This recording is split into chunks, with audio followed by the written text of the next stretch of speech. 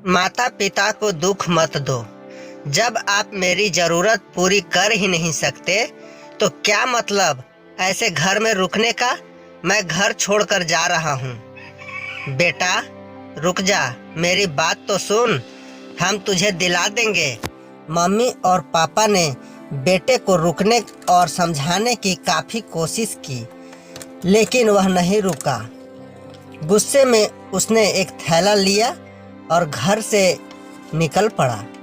मगर घर से निकलते समय गलती से उसने अपने नमस्कार दोस्तों, हमारे इस YouTube चैनल में आपका स्वागत है।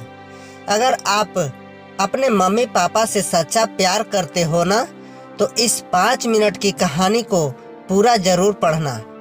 और अगर अंदर से एक आवाज़ आई तो यह कहानी अपने उन बदमाश दोस्तों को ज़रूर शेयर कर देना जो जिद करते हैं खुद से अपनी सफलता के लिए नहीं, अपने मम्मी पापा से अपने शौक़ को पूरे करने के लिए। एक लड़के ने अपने पापा से कहा, पापा मुझे नया मोबाइल चाहिए। पापा ने कहा, बेटा अभी कुछ दिन रुक जा, फिर तुम्हें एक नया मोबाइल दिला दूंगा। बेटे ने कहा, आपके पास मेरे लिए कभी पैसे ही नहीं होते हैं। हमारे सभी दोस्त अच्छे से रहते हैं, किसी के पास कोई कमी नहीं है, केवल मेरे पास ही हर चीज़ की कमी होती है। अब बच्चे पैदा करना बेहद आसान है, लेकिन उन्हें परवरिश करना बेहद मुश्किल है। जब आप मेरी ज़रूरत पूरी कर ही नहीं सकते तो क्या मतलब ऐसे घर में रुकने का। मैं घर छोड़कर जा रहा हूँ। बेटा रुक जा, मेरी बात तो सुन। हम तुझे दिला देंगे। मम्मी और पापा ने बेटे को रुकने और समझाने की काफ़ी कोशिश की, लेकिन वह नहीं रुका। गुस्से में उसने एक थैला लिया और घर से निकल पड़ा। मगर घर से निकलते समय गलती से उसने अपने पापा की डायरी अपने थैली में डाल ली। पापा की आदत थी कि वह हमेशा डायरी लिखा करते थे और उनकी डायरी को छूने की परमिशन किसी को भी नहीं थी। लड़का घर से काफ़ी दूर निकल गया और थक कर बैठ गया। जब लड़के ने वह डायरी देखा तो उसने सोचा, हम जो चाहते थे आखिर मिल ही गया।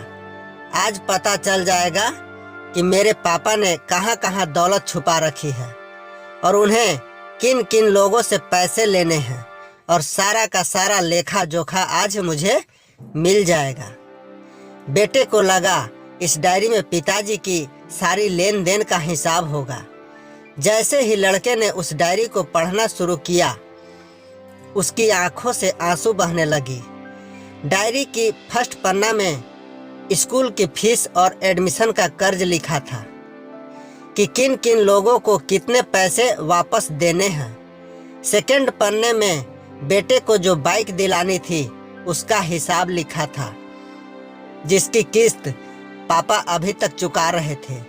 और सबसे लास्ट पन्ने पर लिखा था कि बेटे को अब मोबाइल दिलाना है, उसके लिए मुझे कौन कौन उधार दे सकता है।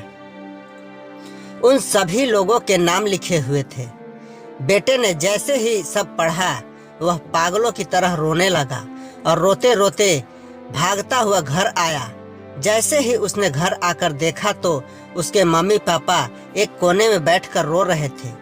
बेटा अपने पापा के पैरों में गिरकर रोने लगा कि पापा मुझे माफ़ कर दो। पापा ने कहा, बेटा तू मत रो, तुझे मोबाइल मिल जाएगा।